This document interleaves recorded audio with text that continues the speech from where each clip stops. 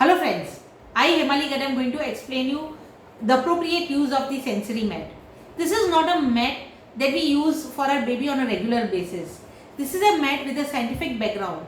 This mat is meant to develop the sensory, the touch sense of the baby. So the first important thing is we just use it for maximum 15 minutes for the young babies. If the baby is 4 months and old and baby likes it, then you can use as and when you like it. But if the baby is below 4 months, not more than 14 or 15 minutes. So how do we use it? We can use it in any forms, keeping it in whichever side would be up and down. You have to lie the baby down. So now this doll, the doll is fully dressed. But for you, when you're going to have your baby lie down, you're going to have the baby with the bare minimum cloth. Only diaper is the best. And even at times you can have without diaper in your room, please do it. Because even the part in the bumps, the hips, that could get the filling. So now what we have to just lie on the baby. But there are certain things that we have to observe. So first thing that you would observe is how a baby reacts or responds to the touch feeling that the baby gets. So now this doll, when she's sleeping here, a baby, just imagine this baby sleeping here. It's a little rough here. So what will baby do is when the hand is there, touching on the rough side, the feeling is not light by the baby. So she'll lift her hand up. And then for some time she'll control her hand in the air.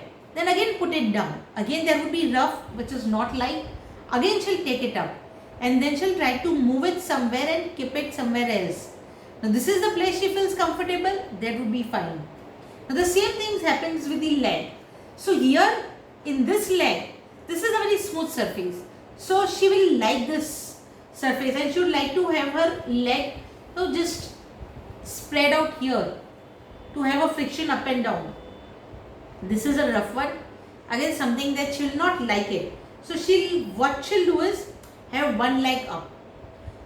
Here this is the part that she would love to have it. So now when the baby is sleeping here, the 4 touch textures that she is experiencing right now. A rough one here, a smooth one here, rough one here and a smooth one here. Now this sends the messages to the brain to have some operations of resistance or avoidance done to this rough one. And some loving experience and repetition actions with the ones which are smooth ones. So this is what happens, this movement that really imposes learning. We can do it in different ways. And okay, one thing which I forgot is this also happens with the head also. The movement that the child will have with the touch here and the back will also make a difference. Now as the child grows, we can have the child be upside down. Just ensure that either the child's face is out of the mat or if the baby is able to hold the mouth, hold the face, you can have it on the mat. Now the same frictions or the touches and the response of the touch will happen on this mat.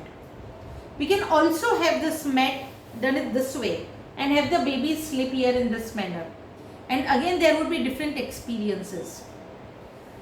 So what sensory mat does is basically number 1, getting present that different parts of the body get different touch. Number 2, each and every body organ or the skin cell has a connection to the brain. Now this connection to each and every part of our body to the brain, this connection has to be strengthened. तो जब हमको मच्छर काटता है, if a mosquito bites us, we'll close our eyes, we don't know where, we've not seen. Suppose the mosquito bites here, I'll not be able to see this place any time in my life without a mirror. But I know a mosquito I've got a bite here only. Because now the reflex from the connection from this part of my skin to my brain and my brain giving an information to my hand that go here and do some itching here is all well developed. This whole cycle we need to develop. Now what will happen with developing this cycle or this sensory organ to brain Why nervous system and again back as an action to the body is number one, it supports a lot in baby to the baby while crawling. So when they're going to crawl, the different textures that they come across. So this information or this control of the body is extremely important at that time. Next, it also supports them to build up a risk taking ability. At this age, when they experience something which is not liked by them, they easily moving their hand up and can find a way out. Okay, this is rough, this is something I don't like, but this is okay and I can do this. Friends, this is a very small incident, but what this is actually is a cause and effect. This is something I did and I get this impact. I want to be free of this roughness. I have to move my hand. This ability or understanding this sense, this ability to understand will support the child while they are walking. The ability supports in where to take decisions and what. This why cause and effect thing really impacts a lot of things here. Another thing, they get a good control of their own body. And when they get a good control of their own body, the eye-hand coordination and all other milestones, they impacted. So the touch is the basic, or I would say the foundation of the development. And it's also true that children love the language of touch. And they love it. They understand the touch as I love it, I'm liked and I'm wanted. So while you are having the baby come across all the different textures, it is also important that you love your baby and you are in communication. This will help them to multitask. They are communicated or they are engrossed with what you are saying, along with their body getting present to the movements. Friends, the sensory mat, you may seem, what's this, just smaller mat with 12 pieces? But it's lot more.